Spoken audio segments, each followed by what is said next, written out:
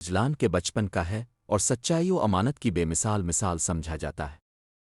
جب حضرت غوث اعظم علم دین حاصل کرنے کے لیے بغداد جانے لگے تو آپ کی والدہ محترمہ نے روانگی کے وقت 40 دینار آپ کے کپڑوں میں سی کر رکھ دیے اور نصیحت فرمائی، بیٹا، کبھی جھوٹ نہ بولنا، ہر حال میں سچ کہنا۔ راستے میں ایک جنگل کے قریب ڈاکوؤں چوروں نے قافلے کو لوٹ لیا۔ ایک ڈاکو حضرت غوث اعظم کے پاس آیا اور پوچھا، تمہارے پاس کیا ہے؟ آپ نے نہایت سادگی سے جواب دیا، میرے پاس 40 دینار ہے۔ ڈاکو ہنس پڑا اور سمجھا کہ یہ بچہ مذاق کر رہا ہے، وہ آگے بڑھ گیا۔ بعد میں دوسرا ڈاکو آیا، اس نے بھی یہی سوال کیا اور حضرت غوث اعظم نے پھر سچ سچ بتا دیا۔ آخرکار ڈاکوؤں کا سردار آیا اور اس نے پوچھا تو آپ نے وہی بات دہرائی۔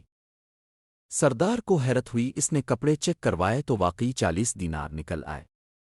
سردار کانپ اٹھا اور پوچھنے لگا، بیٹا، تم نے سچ کیوں کہا؟ تم تو بچ سکتے تھے۔ حضرت غوث اعظم نے فرمایا، میری ماں نے مجھے سچ بولنے کا وعدہ لیا تھا، میں وعدہ توڑ نہیں سکتا۔ یہ سن کر ڈاکوؤں کے سردار کی آنکھوں سے آنسو بہنے لگے۔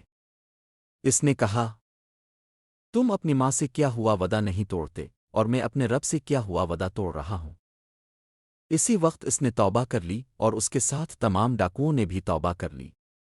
یوں حضرت غوث اعظم کی سچائی ایک پوری جماعت کی ہدایت کا سبب بن گئی۔ اس واقعے سے سبق: سچائی سب سے بڑی طاقت ہے۔ والدین کی نصیحت میں بڑی برکت ہوتی ہے۔ ایک نیک عمل کئی زندگیاں بدل سکتا ہے۔